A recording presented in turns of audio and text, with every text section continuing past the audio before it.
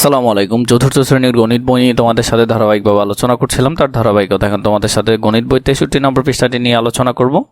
তোমরা অনেক বেশি ভিডিওগুলো দেখছো, তার জন্য তোমাদেরকে অসংখ্য ধন্যবাদ। চলো আমরা 3 নম্বরটা দেখি।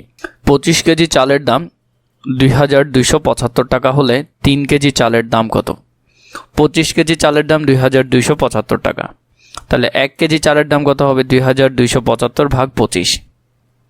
আমরা যদি এটাকে ভাগ করি তাহলে ভাগ করলে কত হবে? 2275কে আমরা যদি 25 দিয়ে ভাগ করি তাহলে 25 দিয়ে ভাগ করলাম। প্রথমে আমরা 2 ঘর নিতে পারবো না, 3 ঘর নিতে হবে। 3 ঘরে কয়বার যাচ্ছে? 9 বার যাচ্ছে। তাহলে 9 25 কত হয়? 225 হয়। বিয়োগ করলে আর 2 থাকে, এখান থেকে 5 নামালাম, তাহলে 25। তাহলে এখানে কয়বার যাচ্ছে? একবার যাচ্ছে। তাহলে 25 একে 25, তার মানে আমাদের উত্তর আসলো কত? 91। তাহলে ওইখানে উত্তর কত হবে? 91 টাকা। 1 কেজি চালের দাম 91 টাকা। এরকম আমরা কত কেজি চাল লাগবে? আমাদের 3 কেজি চাল লাগবে। তাহলে 91 গুণ কত হবে? 3 হবে। তাহলে 91কে 3 দিয়ে যদি গুণ করো, 3 দিয়ে গুণ করার পর 3 একে 3, 3 নং 27, তাহলে 273 টাকা। 273 টাকা। তাহলে আমার 3 কেজি চালের দাম আসবে 273 টাকা। কত আসলো? 273 টাকা আসলো। এরপরে যদি যায় 4 নম্বরে, কোনো সংখ্যাকে 34 দ্বারা ভাগ করলে ভাগফল 3 ভাগশেষ 10 পাওয়া যায়। সংখ্যাটি কত? এখানে সংখ্যাটি হবে ভাজ্য, মানে ভাজ্য কত পাওয়া যায়। আমাকে ওরা অনেক কিছু দিয়ে দিয়েছে, ভাজক গুণ ভাগফল যোগ ভাগশেষ, আমাকে তিনোটাই দিয়েছে। ভাজক এখানে 34 দিয়েছে আমাকে, তাহলে 34। এরপরে 3 দিয়েছে ভাগফল, ভাগশেষ দিয়েছে 10। তাহলে আমরা জানি সবসময় গুণ এবং ভাগের মধ্যে যেটাই প্রথমে থাকে আগে সেটা করতে হয়। তাহলে 34কে যদি 3 দিয়ে গুণ করো, 3 4 12, 12 2 হাতে আছে 1, 3 3 9, 9 আর 1 10, তাহলে 102। 102 কত যোগ করব? 10 যোগ করব, তাহলে উত্তর কত আসবে? 112 আসবে। তাহলে সংখ্যাটি কত হবে? 112 হবে সংখ্যাটি। তাহলে আমরা যদি দেখি সংখ্যাটি কত আসছে? 112 আসছে। এর পরবর্তীতে আমাদেরকে 5 নম্বরে যেটা বলেছে, 1 ডজন কমলার মূল্য 312 টাকা হলে 25টি কমলার মূল্য কত? 1 ডজনের মূল্য 312 টাকা, তাহলে 25টি কমলার মূল্য। তো আমাদেরকে প্রথমে লিখতে হবে 312। 1 ডজন সমান কয়টা? 1 ডজন সমান 12টা। 1 ডজন সমান কয়টা? 12টা। তাহলে 312কে আগে 12 দিয়ে ভাগ করতে হবে। এরপরে 25টার মূল্য আমার লাগবে, তাহলে আমি 25 দিয়ে গুণ করব।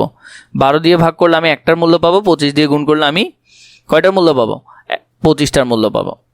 তাহলে আমি করলাম এখানের মধ্যে, আমি এটা সুন্দর করে লিখলাম।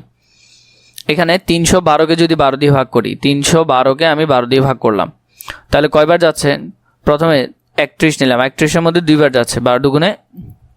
তাহলে আমি এখানে করব, প্রথমে 312কে 12 দিয়ে ভাগ করব, 312 কত দিয়ে ভাগ করব? 12 দিয়ে ভাগ করব। 12 12 দুগুণে 24, 2 দিয়ে করে দেখলাম, 12 দুগুণে 24, বিয়োগ করলে কত হয়? 7, আর এদিকে আছে 2। এখানে আমি দিতে পারি 6 12 72। কত? 6 12 72, আর থাকতেছে 0। তাহলে আমার এখানে কত আসলো? উত্তর 26। তাহলে এখানে হলো 26। 26কে আবার 25 দিয়ে গুণ করব। 26কে যদি 25 দিয়ে গুণ করি, এখানে দেখো 26কে 25 দিয়ে গুণ করলাম, গুণ করলে কত আসলো? 5 6 30, 30-এর শূন্য হাতে আছে 3, 6 দুগুণে 12, 12 আর 3 15, 15 বসালাম। এখানের মধ্যে প্রথম সংখ্যার কাজ শেষ, একটা শূন্য দিলাম।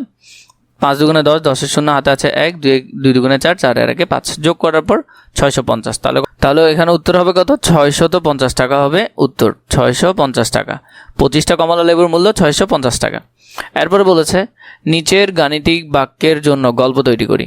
এখানে আমাদেরকে দিয়েছে 5625কে 25 দিয়ে ভাগ করব, 5 দিয়ে গুণ করব।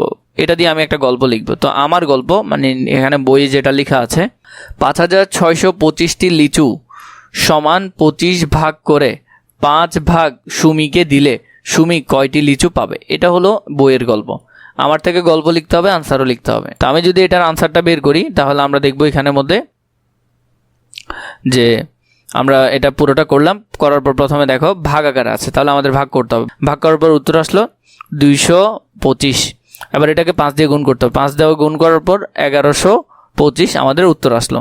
তো তুমি এখানে তোমার মতো করে একটা গল্প লিখতে পারো, যে লিখতে পারো 5625টি মার্বেল সমান 25 জনকে ভাগ করে দিলে নোমানকে 5 ভাগ দিলে কয়টি লিচু পাবে। জাস্ট তুমি এখানে এই লিচুর নামটা চেঞ্জ করে দিতে পারো, আর এদিকে আরেকজনের নাম দিতে পারো, বাকি সব কিছু সেমই থাকবে। তো তুমি নিজের মতো করে একটা গল্প লিখে ফেলতে পারবে।